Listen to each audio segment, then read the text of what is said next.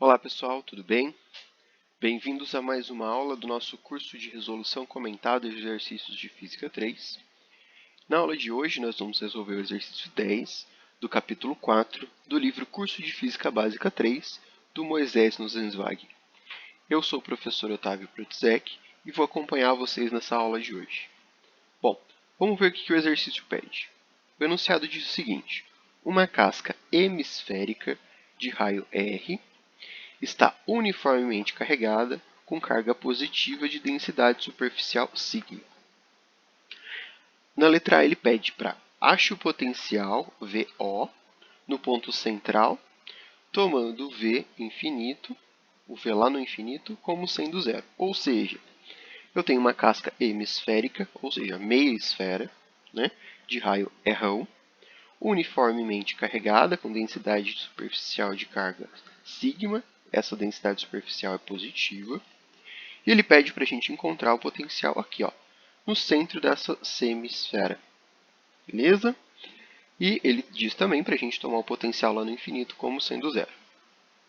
Aí na letra B, uma partícula de massa m e carga Q, positiva também, é colocada no ponto O e largada a partir do repouso. E ele pede a que velocidade a partícula tenderá quando se afastar muito de O. Ou seja, a gente vai colocar na letra B, a gente vai colocar uma partícula de massa m e carga Q positiva, aquele pontinho aqui, O, onde a gente tinha calculado o potencial na primeira, e depois a gente vai calcular a velocidade dessa partícula quando ela se afastar muito desse ponto O. Beleza? Então, bora lá resolver o exercício. Bom, então o exercício é assim, né? Uma casca semisférica, densidade superficial de carga sigma, né? E ele pede para a gente encontrar o potencial aqui nesse ponto O, né?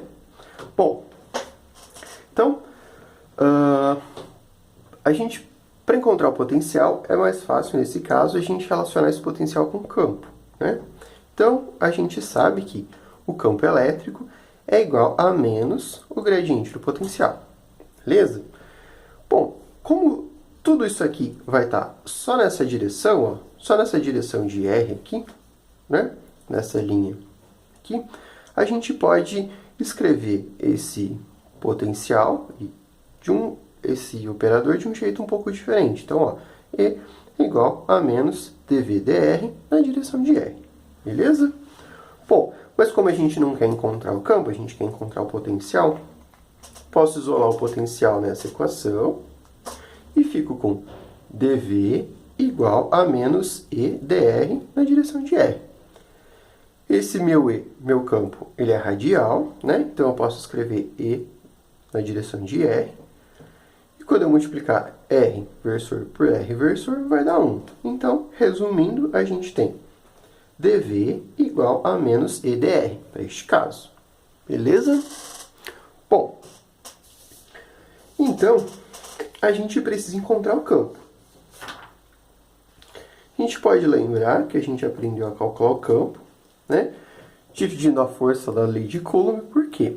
Então, a gente tem o campo, né, de um pedacinho do material é igual a dq, né? Ou seja, o pedacinho daquela quantidade, o de carga que tem naquela quantidade de material, dividido por 4πε0.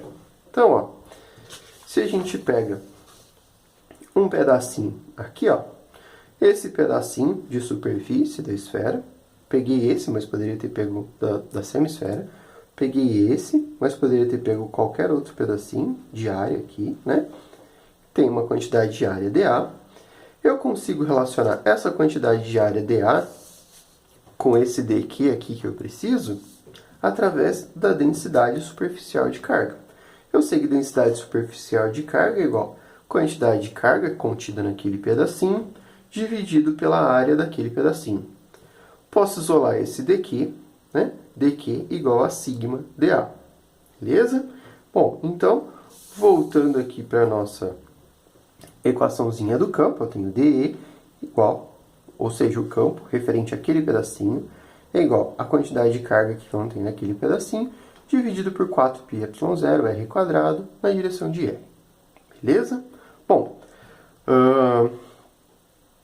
aí, se eu quiser saber o campo de tudo, ou seja, eu tenho que somar todos aqueles pedacinhos. Então, eu vou pegar esse pedacinho, este outro pedacinho, este outro pedacinho, este outro pedacinho, ou seja, toda a área desse meu semicírculo onde contém a carga.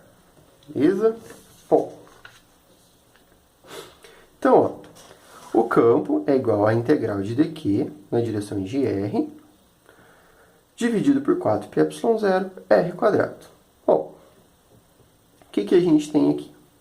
Aquele dq, a gente relacionou lá na página anterior, ó, dq é igual a lambda dA. Lambda não, perdão, sigma.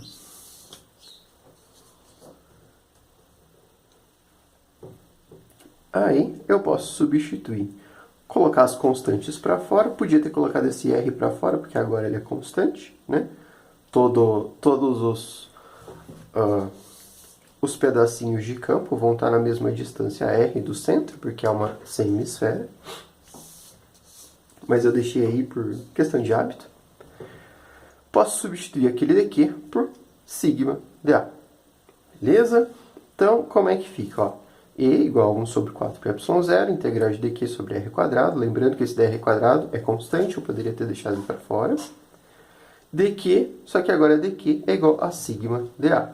Então, ó, fiquei com E igual a 1 sobre 4πy0, sigma dA na direção de R, dividido por R quadrado. Aí, o que acontece? Eu tenho uma semisfera, né? Então, eu posso usar esse dA aqui trabalhando em coordenadas esféricas, que é mais fácil. A gente vai trabalhar em termos de θ e φ e de um R quadrado, que neste caso é constante. Facilita bastante a nossa vida. Aí a gente pega aquele elemento de área de coordenadas esféricas que a gente aprendeu lá em cálculo, ou seja, dA é igual a R quadrado, seno de θ, dθ, dφ.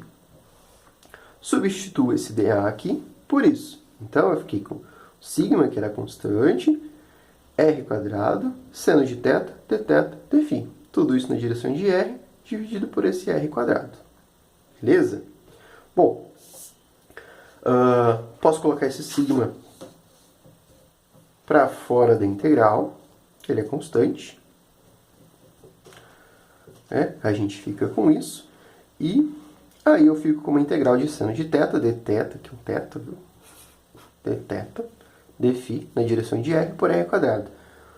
Nesse caso, ó, eu estou integrando em dθ e dφ, o R, R1, ele é constante, né? Vou colocar ele para fora da integral.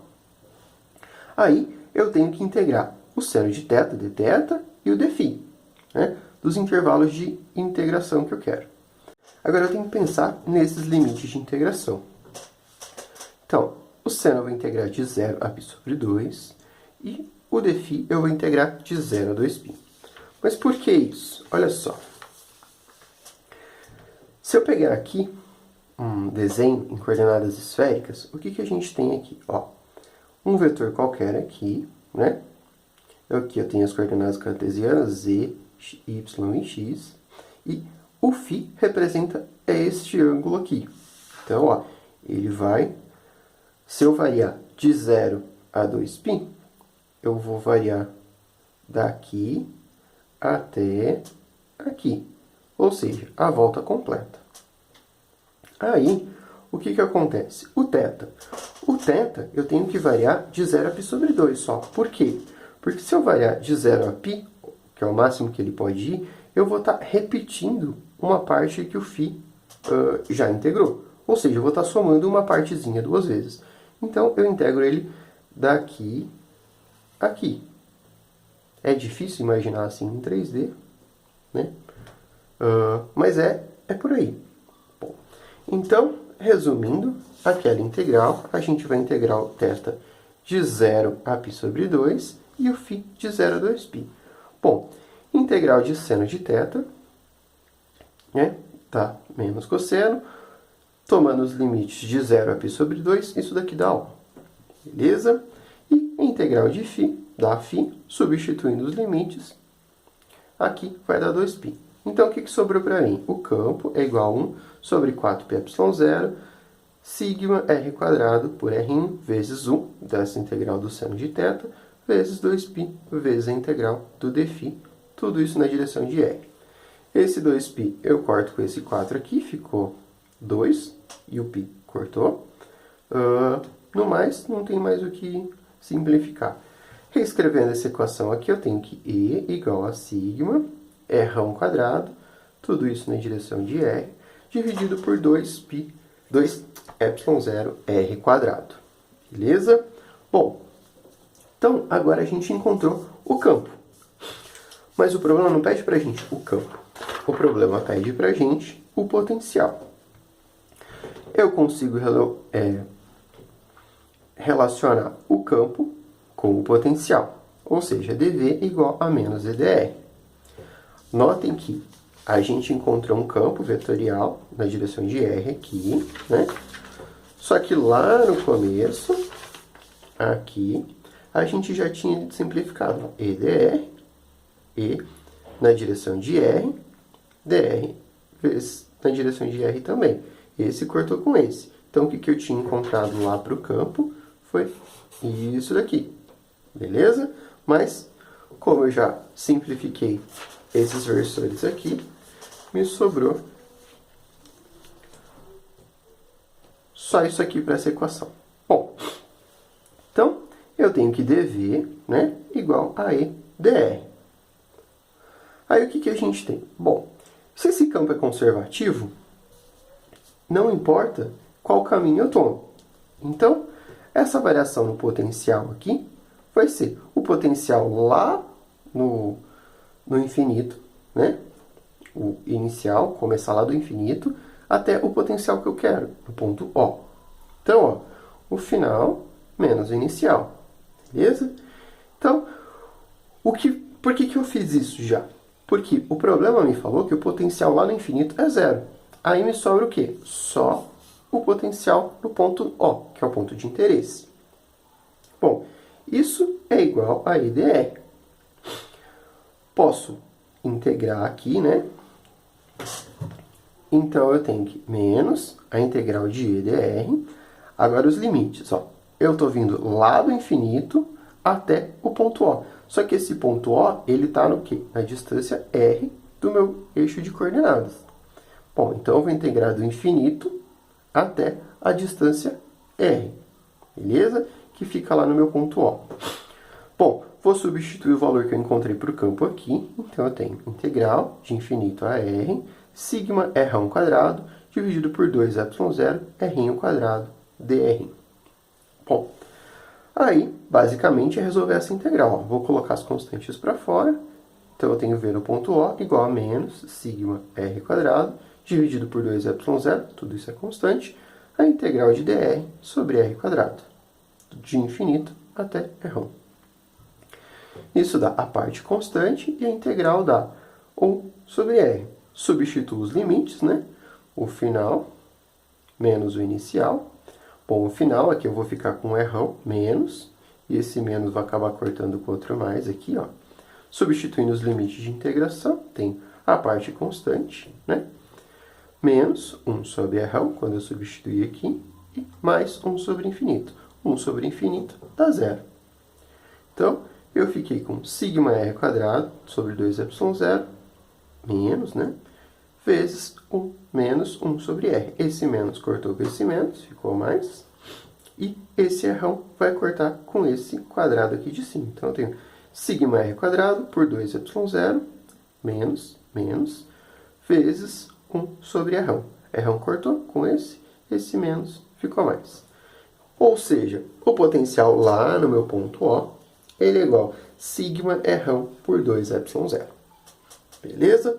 Respondido a letra A. Na letra B, o problema dá mais alguns dados para a gente. Ele fala aqui. Vai colocar naquele ponto O. Ou seja, vou pegar o desenho. Aqui. Vai colocar aqui. Neste ponto aqui. uma partícula de massa m, carga Q. O que mais? Ele vai abandonar ela aí com velocidade V0 igual a 0, neste ponto aqui. E ele quer saber, né, qual velocidade que ela vai ter quando se afastar muito daquele ponto O. Bom, então o que a gente tem aqui? Na letra A, eu descobri o potencial eletrostático. Aí o que eu posso fazer? Eu posso relacionar esse potencial eletrostático com energia potencial, né? A gente viu que energia potencial é igual a carga, né? A carga, no caso, vai ser essa carga da partícula que eu vou colocar lá, vezes o valor do potencial. Então, eu tenho que o potencial, a energia potencial, né? É diferente, ó, energia potencial e potencial. Energia potencial é igual a carga, substituindo os valores que eu encontrei para o potencial eletrostático aqui, sigma R dividido por 2ε0. Então, o potencial está aqui, beleza? O potencial está aqui e a energia potencial está aqui. Bom, mas por que eu fiz isso? A energia potencial, a gente consegue relacionar ela com energia mecânica, né? Eu sei que para um sistema conservativo, o problema não falou nada de atrito, nada, né? A variação de energia mecânica é igual a 0. Ou seja, energia mecânica inicial é igual a energia mecânica final, né? Energia mecânica inicial é igual a energia mecânica final. E aí, se a gente lembrar, energia mecânica é igual a energia cinética mais as energias potenciais que o sistema tem. Nesse caso, ele vai ter só energia potencial elétrica. Aí, o que a gente pode escrever? Bom, energia mecânica inicial é igual a energia cinética inicial mais energia potencial inicial. Energia mecânica final é igual a energia cinética final mais energia potencial final. Aí o que a gente tem aqui? Ó? Energia cinética inicial é igual a 0. Por quê? Energia cinética é mv² sobre 2. Nesse caso aqui, o problema falou que a partícula era colocada em repouso, ou seja, velocidade é igual a 0. Portanto, energia cinética é igual a 0. Ou seja, no início, quando eu coloquei a partícula, ela só tinha energia potencial.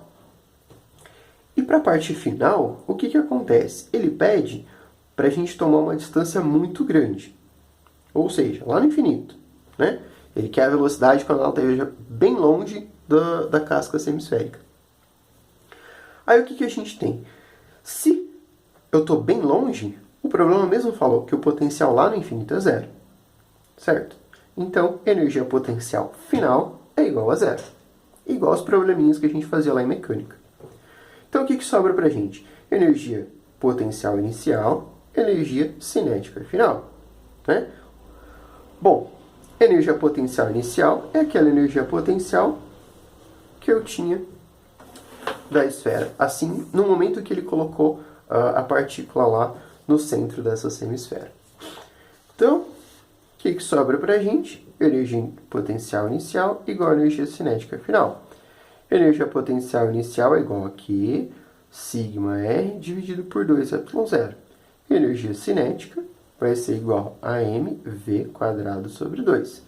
Essa velocidade vai ser a velocidade que ela vai ter, né? Tender a essa velocidade quando estiver lá muito longe, lá no infinito. Né? Vou colocar um Fzinho aqui.